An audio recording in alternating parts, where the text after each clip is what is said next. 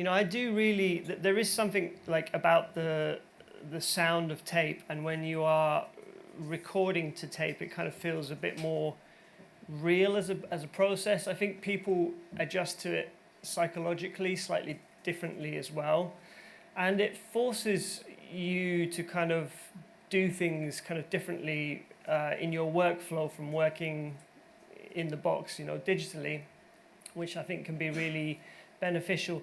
You know, just the fact when you get to the end of your tape reel and you have to press stop and rewind, you know, that's like a couple of moments. There's a few minutes there for everyone to kind of relax and regroup. And, you know, you listen to like songs from the 60s that speed up massively throughout that song. They start at a slow tempo and they end up at some kind of crazy wild speed at the end. And I think if you had the ability to just go stop and bang in again, you know, that wouldn't happen. But when you have that kind of moment where you need to stop, rewind, reset, that mindset also allows for those things to kind of happen. I've generally worked on 24-track machines rather than 16s, and again, that's just the first kind of machines that I used. First multi-track I started using was a Otari MTR90, which is a kind of like workhorse, like the Toyota of tape machines, in my opinion. You know, very reliable, holds its alignment very well.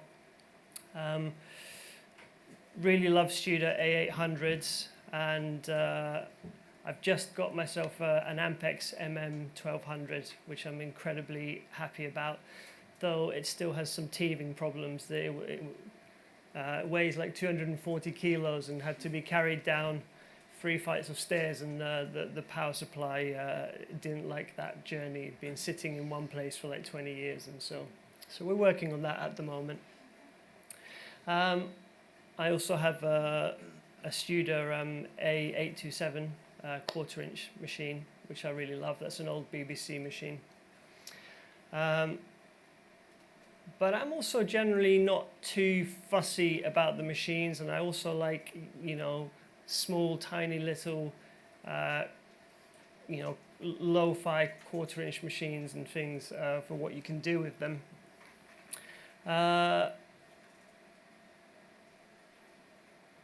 So I make a lot of tape loops and have used tape both as a kind of compositional tool, as kind of like digital sampling in a way with artists, which has been really fun. And again, I like about it is the kind of the unpredictability of the process and the happy accidents that can happen when that comes along. I do also use tape sometimes just when I'm mixing. I do a lot of mixing these days, and will, you know, print something to tape and back if I feel like it's going to benefit from that.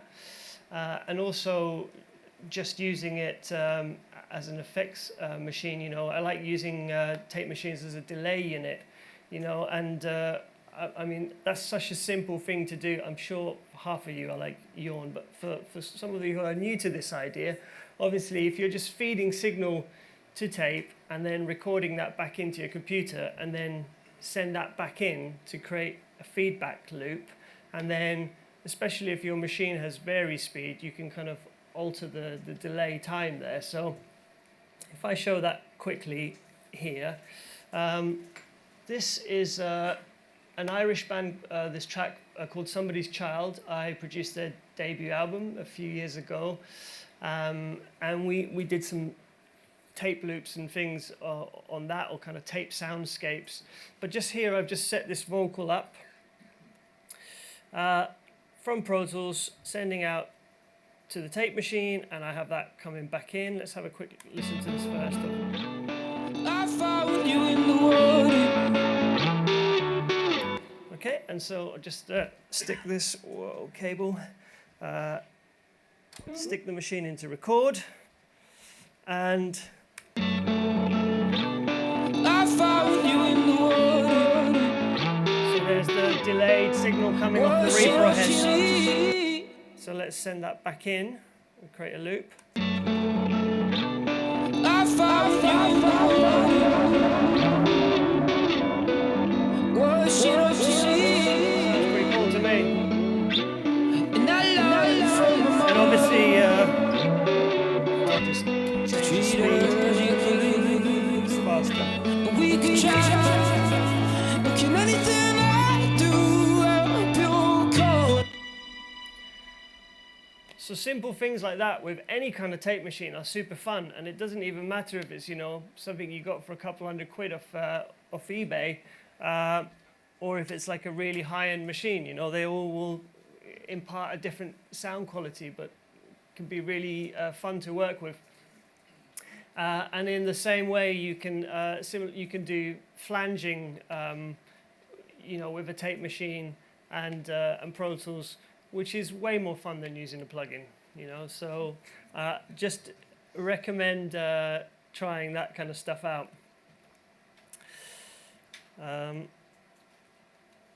So I mentioned soundscapes, and this song is quite a good example of that.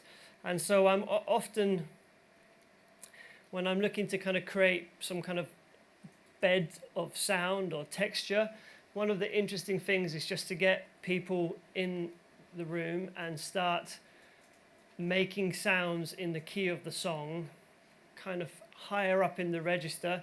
And it can be really fun, and sometimes it goes horribly wrong, sometimes it works out great, but it could be singing, humming, piano, whatever you feel like. And then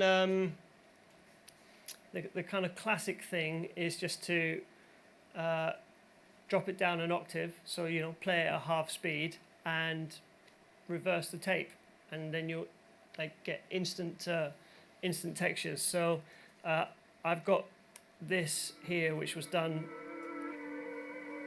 This is basically that process.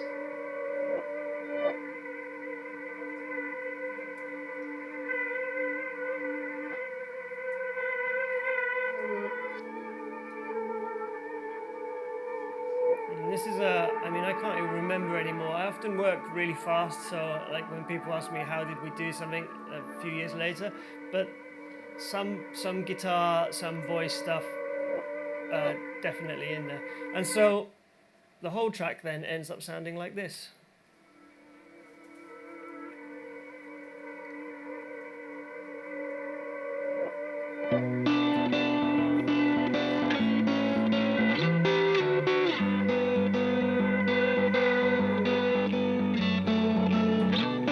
I found you in the water,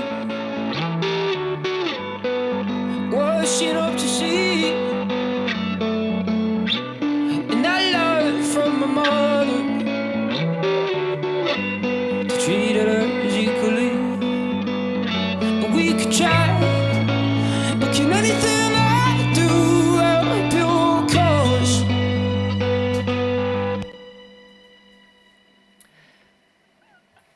And I feel, you know, it's an indie band, it's a lovely song, but if it had just been guitar and voice, it would have felt a bit standard, or you know, I'd be asking myself, what are we offering, you know, in 2023 or whenever it was we're making this record that's kind of new to music, and also what is the emotion of the song trying to bring through. And that was a moment where I felt this kind of bed of sound works really well. And I'm also generally interested in, I always like on records when you hear sound and you're like, how did they do that? Like, what is that instrument? You know, is that a keyboard? Is it a guitar? Is it something else? And I really like this technique for that. I have another example of that, which I will show you as well. And this is a band called Island. I'll actually first play it off Spotify and then open it out. And in fact, funny story here, this is what got me the gig, because basically they were talking to a million producers at the time about making their record. And what they were doing is they'd recorded these stems of themselves for a couple of songs, And they were giving them to different producers, and they were saying, can you do a mix of that and then send it over, and then they're going to choose the best one, whatever that means. And I kept arguing with them, saying, I don't want to do that because I wouldn't record it like you've done. I think you've recorded it wrong, in my opinion, and I find it hard to try and figure out what to do with that. And they kept asking and asking, and so I instead made a tape loop under the intro and programmed this electronic drum beat, and then presented that to them with the song. And just as it hits the chorus, I did a fade out so they couldn't hear the rest. And, in fact, when we had then kind of like signed on to do the record, they said that that was one of the things they chose me because they really wanted to hear what was going to come next.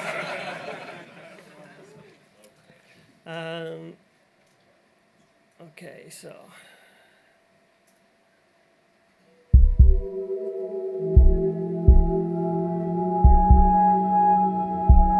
This might be loud, I'll bring it down a bit.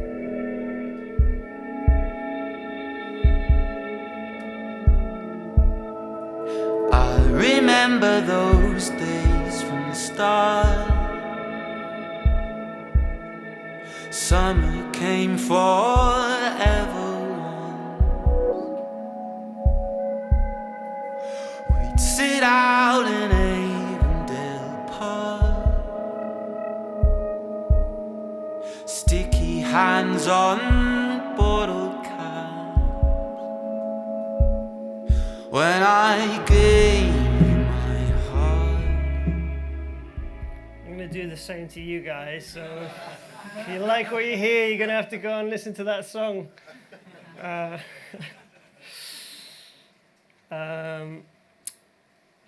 So I have the session here for the actual tape loop, which I managed to dig up. And so yeah, it's just a bunch of tracks here, again, bunch of stuff run to tape, and then some of it I kind of edited, but we have the voices, there's them singing. Sounds magical to me.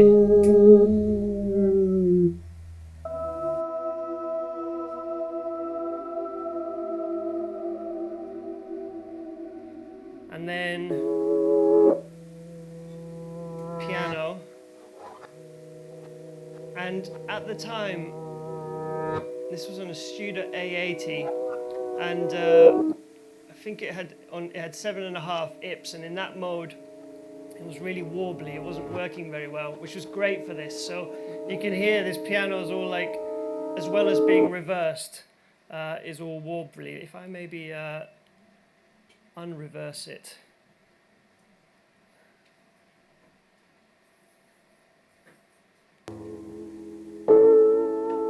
Yeah, you can hear.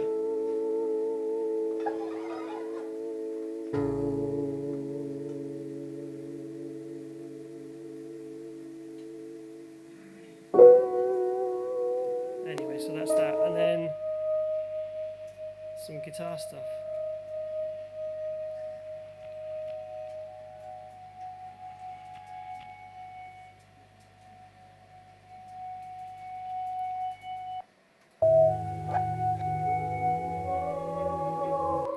And in fact, I even managed to dig up the kind of the demo, so the early version of this.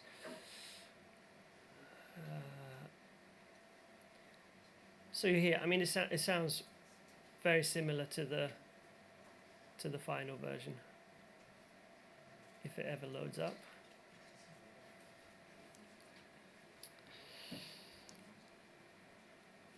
Okay.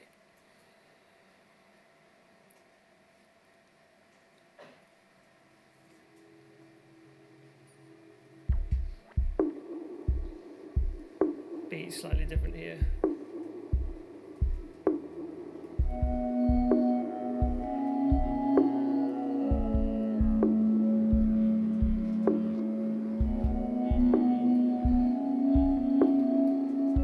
Anyway, so you know, if you've never done that, it's so easy. And again, it really doesn't matter too much about the condition of the tape machine, and throw some sounds at it, and reverse some of it. Don't reverse some of it. Go on, ask a question. Yeah. Don't you find that when you put all these stems together, you just get a massive noise bed? You do obviously start getting lots of noise. I would say often these kind of textured tracks end up kind of quieter in the mix, so that doesn't matter. And you can also roll off some of the top end. But also on some of these, you'll see, like here, I've done some denoising on it as well. The track down at the bottom looks like it's had good old Z noise on it. But I mean, also like all that isotope stuff for the RX stuff is incredible these days. So I mean, really, hiss is a creative choice these days. If you want hiss, and often it is a kind of sonic glue, then it's there. And if you don't, you can get rid of it almost flawlessly, in my opinion.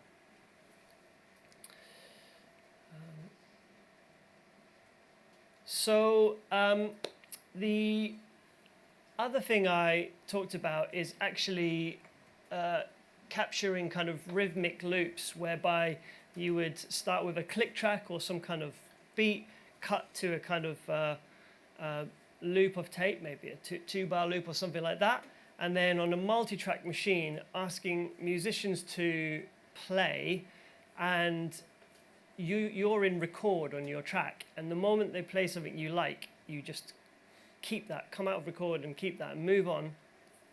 And you can use that as a very fun way of creating kind of beds of music. I have just one example here done on a 1-inch 16 track.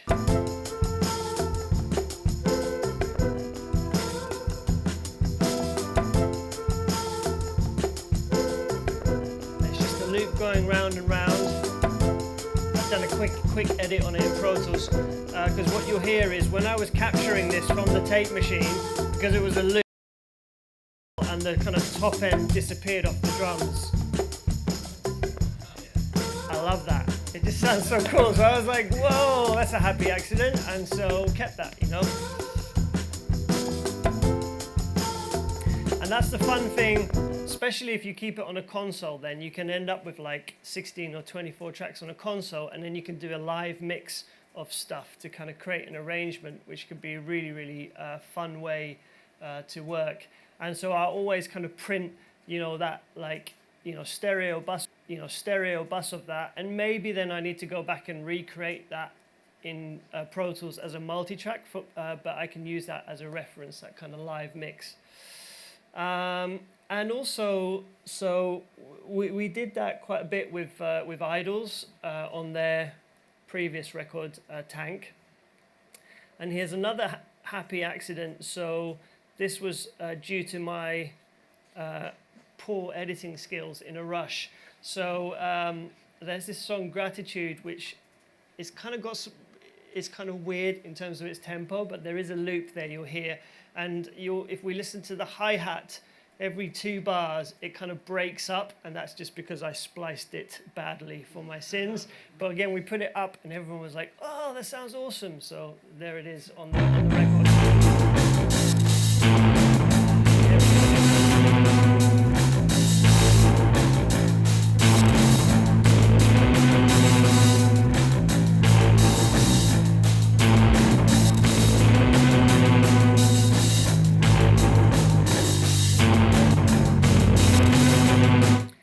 And you also, with that kind of way of making music, you don't necessarily need to be limited to your 2 bars, because you can kind of put different chords for different sections, and then obviously just with your faders, you kind of like mix the structure of your song as you're going along. We have one other one, so there's a track called Pop Pop Pop, which is also a tape loop.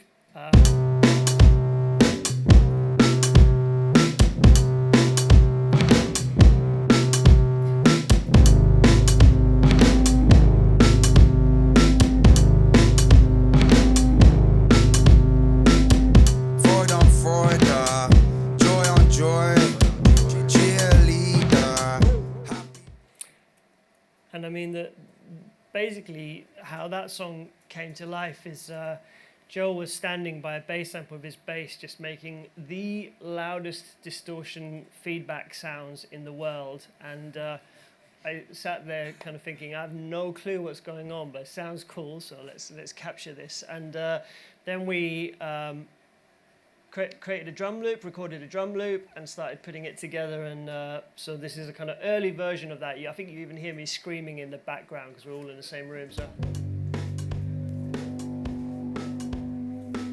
might have to just pump that up a little bit. But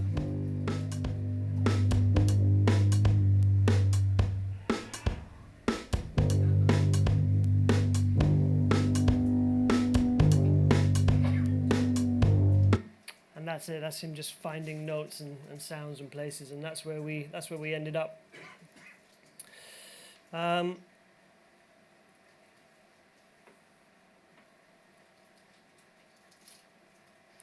So yeah, the idea with that is just to, if I wasn't clear, that you would record a beat or a click or anything you want onto your tape machine. And then you got to cut that into a loop. And some machines are better than others. You know, some machines want like perfect tension. So, you know, I've like a Studer A827. I've not been. At least I can't do it. I can't get the machine to behave. It's too smart.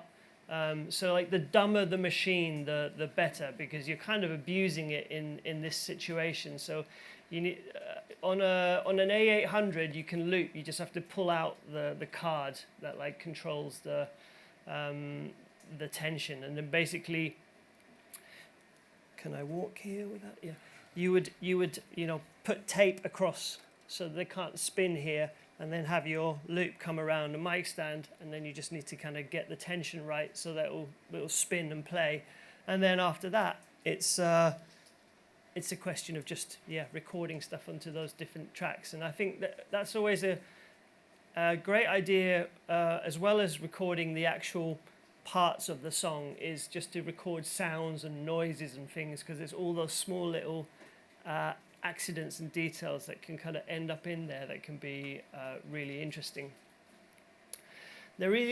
I've looked, there isn't much information online that I've found about making tape loops, and sometimes it's just like, if you're interested and you're looking to buy a machine, it's difficult to know. Like the MTR90 is another one that I've only been able to make a loop on it that's like exactly the length of going around the machine. And then using vari speed, you can kind of alter the tempo a bit, but you can't do longer loops on that. So that's why the Ampex MM1200 is going to be great for me, because it is a really dumb machine. So it'll be great for making tape loops.